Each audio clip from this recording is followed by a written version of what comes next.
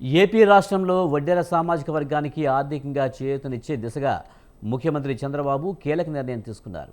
Mining లీజుల కేటాయింపులో వారికి 15% రిజర్వేషన్లు కల్పించేందుకు అవసరమైన విధానాన్ని తక్షణమే రూపొందించాలని గనుల శాఖ అధికారులను ఆదేశించారు.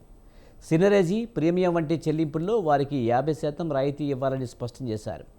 ఈ అంశంపై పూర్తి ప్రతిపాదనలు సిద్ధం చేసి తదుపరి కేబినెట్ సమావేశంలో చర్చకు తీసుకురావాలని సూచించారు.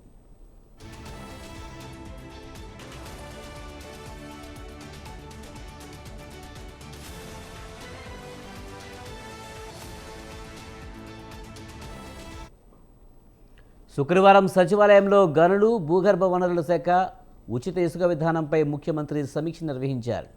ఈ సందర్భంగా ఆయన మాట్లాడుతూ వడ్డెర్లకు లీజులు కేటాయించడమే కాకుండా వారికి ఎంఎస్ఎంఈలుగా ప్రోత్సహించేలా ప్రస్తుత పాలసీతో అనుసంధానం చేయాలని దిశానిర్దేశనం చేశారు.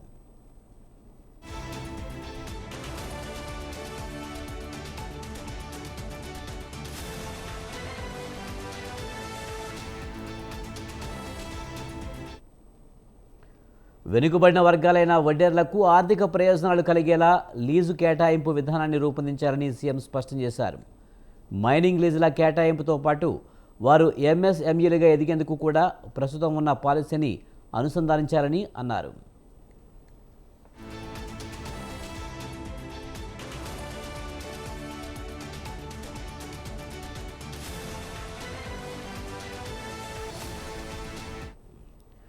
ఇక ప్రభుత్వం అమలు చేస్తున్న ఉచిత ఇసుక విధానం ద్వారా ప్రజలందరికీ ప్రయోజనం కలగాలని సీఎం స్పష్టం చేశారు. దీనికి అనుగుణంగా ఉచిత ఇసుక సరఫరాను సమర్థవంతంగా అమలు చేయాలని ముఖ్యమంత్రి ఆదేశించారు. వ్యవస్థలో ఉన్న లోపాలను వినియోగించుకుని దుర్వినియోగం చేసే అవకాశం లేకుండా నిబంధనలు కఠినంగా అమలు చేయాలని సీఎం స్పష్టం చేశారు. ఈ సీజన్ కోసం 66.5 లక్షల మెట్రిక్ టన్నుల ఇసుకను నిల్వ చేశామని, ప్రస్తుతం అన్ని స్టాక్ పాయింట్లలోనూ 43 లక్షల మెట్రిక్ టన్నుల ఇసుక అందుబాటులో ఉందని అధికారులు ముఖ్యమంత్రికి వివరించారు.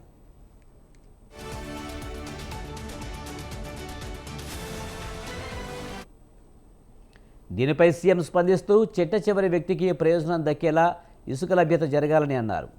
ఇసుక లోడింగ్తో పాటు రవాణాకు అతి తక్కువ వ్యయమయ్యేలా చూడాలని సీఎం సూచించారు.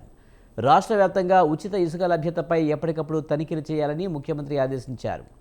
అంతర్రాష్ట్ర సరిహద్దుల్లోని అన్ని రోడ్లలో పెట్టిన సీసీ కెమెరాల నిఘాను మరింత పటిష్టం చేయాలని సీఎం సూచించారు.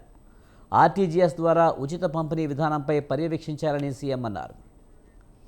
రాష్ట్రంలో లభ్యమవుతున్న ఖనిజాల విలువపై సమగ్ర అధ్యయనం చేయాలని ముఖ్యమంత్రి చంద్రబాబు గనుల శాఖ ఉన్నతాధికారులను ఆదేశించారు. ఖనిజాలకు విలువ జోడింపుతోనే అదనపు ఆదాయం వస్తుందని సీఎం సూచించారు. మేజర్, మైనర్ మినరల్స్ ద్వారా ఈ 2025-26 ఆర్థిక సంవత్సరానికి 3,320 కోట్ల ఆదాయ ఆర్జనను లక్ష్యంగా చేసుకున్నట్లు అధికారులు ముఖ్యమంత్రికి వివరించారు. గతంతో పోలిస్తే 34% మేర అదనంగా గనుల శాఖ నుంచి ఆదాయం వచ్చే అవకాశం ఉందని తెలిపారు. మాంగనీసు లాంటి మేజర్ ఖనిజాల ఉత్పత్తిలో 72% పైగా ఆదాయం వస్తుందని వివరించారు.